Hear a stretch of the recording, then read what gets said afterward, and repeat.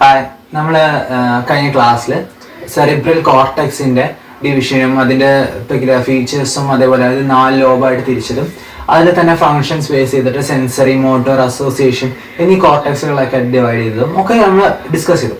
ഇനി ഈ പാർട്ടിൽ നമുക്ക് ഡിസ്കസ് ചെയ്യാനുള്ള കുറച്ച് ടോപ്പിക്സിൽ ആദ്യത്തെ ടോപ്പിക്കാണ് റെക്കഗ്നീഷൻ ഓഫ് ഫേസസ് എന്ന് പറയുന്നത്.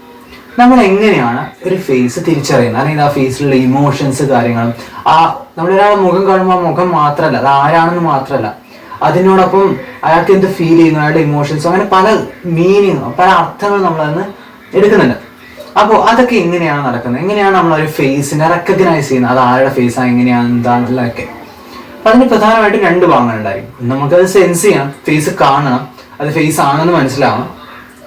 പിന്നെ അതിന് ഉള്ള മീനിങ് കൊടുക്കണം, അല്ലെങ്കിൽ അതിനൊരു ഇമോഷൻ കൊടുക്കണം, അതിന് എൻവയോൺമെന്റുമായിട്ട് റിലേറ്റ് ചെയ്തിട്ട് അതെങ്ങനെ ആക്ട് ചെയ്യുന്നു എന്നുള്ളത് ഒക്കെ മനസ്സിലാക്കണം. അതിന് പ്രധാനമായിട്ട് 2 പാർട്ടുകളാണ് ഇതിൽ പ്രധാന പങ്ക് വയ്ക്കാം.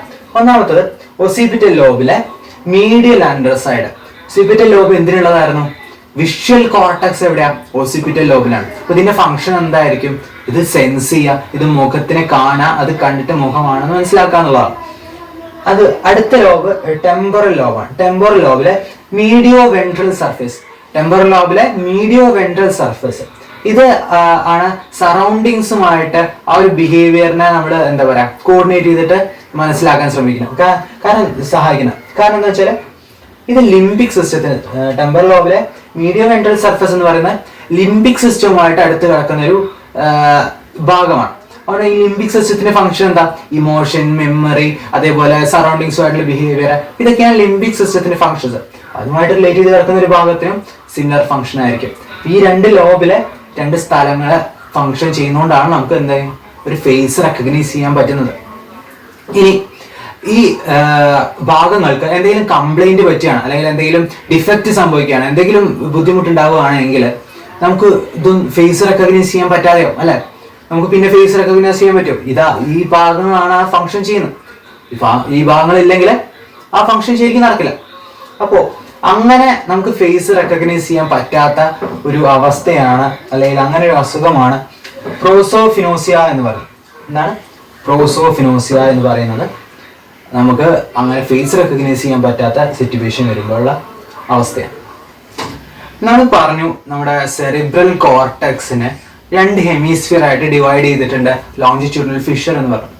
ഈ 2 ഹെമിസ്ഫിയറിൽ ഈ പറഞ്ഞ വെർണിക്കസ് ഏരിയ, ആംഗുലാർ ഗൈറസ്, അതായത് ബ്രോക്കാസ് ഏരിയ, ഇതൊക്കെ നമ്മുടെ സ്പീച്ചും കാര്യങ്ങളൊക്കെ മനസ്സിലാക്കാനും അത് റീപ്രൊഡ്യൂസ് ചെയ്യാനും അത് പറയാനും ഒക്കെയുള്ള ഭാഗങ്ങളാണ്.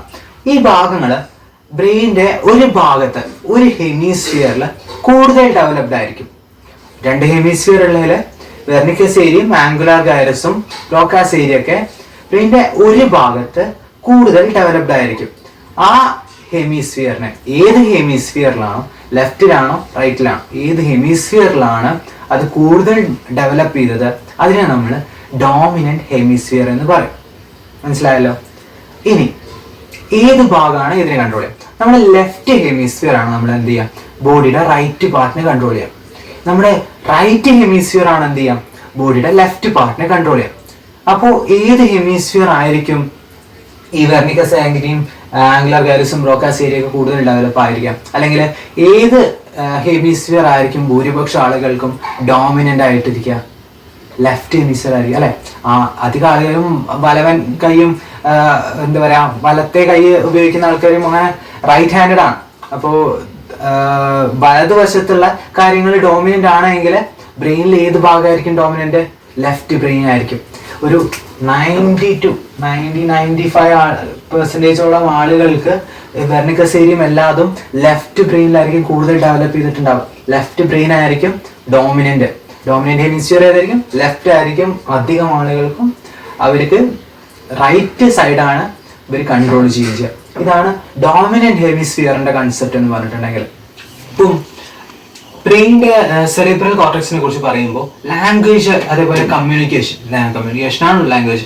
അപ്പോൾ അത് ഒരു പ്രധാന പങ്ക് വഹിക്കുന്നുണ്ട്. നമുക്ക് ഇതുവരെ മനസ്സിലായി. കാരണം വെർണിക്കസ് ഏരിയയെ കുറിച്ച് പറയുമ്പോഴും ബ്രോക്കാസ് ഏരിയയെ കുറിച്ച് പറയുമ്പോഴും അല്ലെങ്കിൽ ആംഗുലാർ ഗൈറസിനെ കുറിച്ച് പറയുമ്പോഴും അങ്ങനെ നമ്മൾ ഡീറ്റെയിൽ ആയി പറഞ്ഞ പല പാർട്സും പ്രധാന പങ്ക് വഹിക്കുന്നത് ലാംഗ്വേജിന് വേണ്ടിയിട്ടാണ്.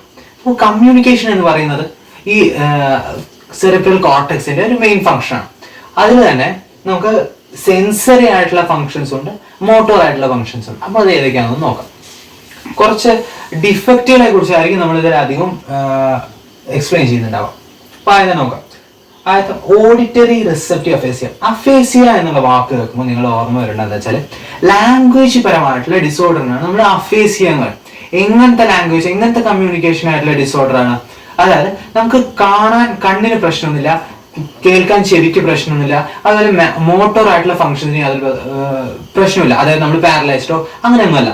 അങ്ങനെ കണ്ണുണ്ട്, കാതുണ്ട്, നല്ല മോട്ടോർ ഫങ്ഷൻസ് ഉണ്ട്, എന്നിട്ടും നമുക്ക് കമ്മ്യൂണിക്കേഷന് ബുദ്ധിമുട്ടുണ്ട്, അല്ലെങ്കിൽ ലാംഗ്വേജ് ഡീൽ ചെയ്യാൻ ബുദ്ധിമുട്ടുണ്ടെങ്കിൽ അങ്ങനെ വരുന്ന ഡിഫക്ട്സിനെയാണ്, അങ്ങനെ വരുന്ന അസുഖത്തിനെയാണ് നമ്മൾ അഫേസിയ എന്ന് പൊതുവെ പറയാറ്.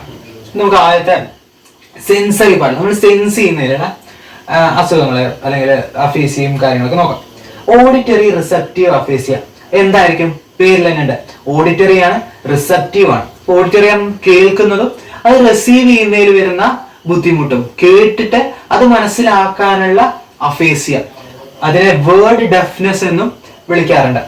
പിന്നെ അടുത്തത് വിഷ്വൽ റിസപ്റ്റീവ് അഫേസിയ. അപ്പൊ ഓഡിറ്ററി റിസപ്റ്റീവ് അഫേസിയ ആണെങ്കിലും വിഷ്വൽ റിസപ്റ്റീവ് അഫേസിയ എന്തായിരിക്കും? കാണുന്നത് നമുക്ക് റിസീവ് ചെയ്തിട്ട് മനസ്സിലാക്കാനുള്ള ബുദ്ധിമുട്ട്, ലാംഗ്വേജ് മനസ്സിലാക്കാനുള്ള ബുദ്ധിമുട്ട്, അതിനെന്ത് വിളിക്കും? എന്തും കൂടി വിളിക്കും? വേർഡ് ബ്ലൈൻഡ്നെസ് എന്നും കൂടി വിളിക്കും. ഡിസ്ലെക്സിയ എന്നുകൂടെ അതിന് ഫേമസ് വാക്ക് പേരുണ്ട്. ഡിസ്ലെക്സിയ ആണ് പൊതുവെ അറിയപ്പെടാറുള്ളത്. നിങ്ങൾക്ക് ആമിർ ഖാന്റെ ഒരു സിനിമ ഉണ്ട്, താരേ സമീൻ പർ എന്ന് പറഞ്ഞിട്ട്, ഒരു കുട്ടി ചിത്രം വരയ്ക്കുന്ന ആ സിനിമ കണ്ടവർക്ക് അറിയണ്ടാവും. അതിൽ ആ കുട്ടിക്ക് വരുന്ന അസുഖം എന്ന് പറയുന്നത് ഡിസ്ലെക്സിയ ആണ്. ഇപ്പോ സിനിമ കണ്ടവരുന്നുണ്ടെങ്കിൽ ഡിസ്ലെക്സിയ എന്താണെന്നുള്ളത് ഒരു ഐഡിയ കിട്ടാൻ വേണ്ടി പറഞ്ഞോളൂ. Okay, angular gyrus. Angular gyrus എന്ന് പറഞ്ഞിട്ടുണ്ടെങ്കിൽ നമ്മുടെ വിഷ്വൽ ആയിട്ടുള്ളതും ഓഡിറ്ററി ആയിട്ടുള്ള ഇൻഫർമേഷൻസ് എല്ലാം പ്രോസസ് ചെയ്യുന്ന, ആ ഇൻപുട്ട് കിട്ടുന്ന സെൻസേഷൻസ് എല്ലാം പ്രോസസ് ചെയ്യുന്ന ഒരു അസോസിയേഷൻ ഏരിയ ആണ്. ഓക്കെ, അപ്പോൾ ആംഗുലാർ ഗൈറസ് എന്നുള്ള പ്രശ്നങ്ങൾ, അതിനെന്തെങ്കിലും ലെഷൻസ് സംഭവിക്കുകയാണ്, അതിനെന്തെങ്കിലും കേടുപാടുകൾ സംഭവിക്കുകയാണെങ്കിൽ വരുന്ന ഒരു അസുഖമാണ് ഗെസ്റ്റ്മാൻ സിൻഡ്രോം എന്ന് പറയുന്നത്. എന്താണ് ഗെസ്റ്റ്മാൻ സിൻഡ്രോം? ഗെസ്റ്റ്മാൻ സിൻഡ്രോമിന് കുറച്ച് സിംറ്റംസ് ഉണ്ട്, അത് അത്യാവശ്യം ഇമ്പോർട്ടൻ്റ് ആണ്, നോക്കാം. ആദ്യത്തെയാണ് ഫിംഗർ ടാപ്പ് അഗ്നോസിയ.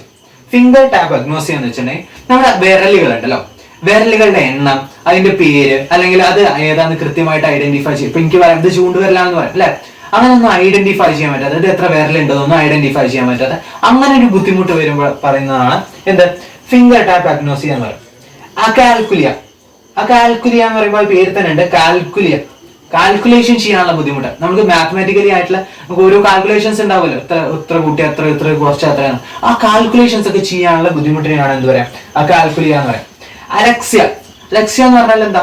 വേർഡ്സ് മനസ്സിലാക്കാനുള്ള ബുദ്ധിമുട്ട്. ഈ വേർഡിന് ഒരു വേർഡിന്റെ മീനിങ്ങും അങ്ങനത്തെ കാര്യങ്ങളൊക്കെ വേർഡ്സ് അണ്ടർസ്റ്റാൻഡ് ചെയ്യാനുള്ള, അത് റിസീവ് ചെയ്യാനുള്ള ബുദ്ധിമുട്ടാണ് അത് അലക്സിയ എന്ന് പറയുന്നത്.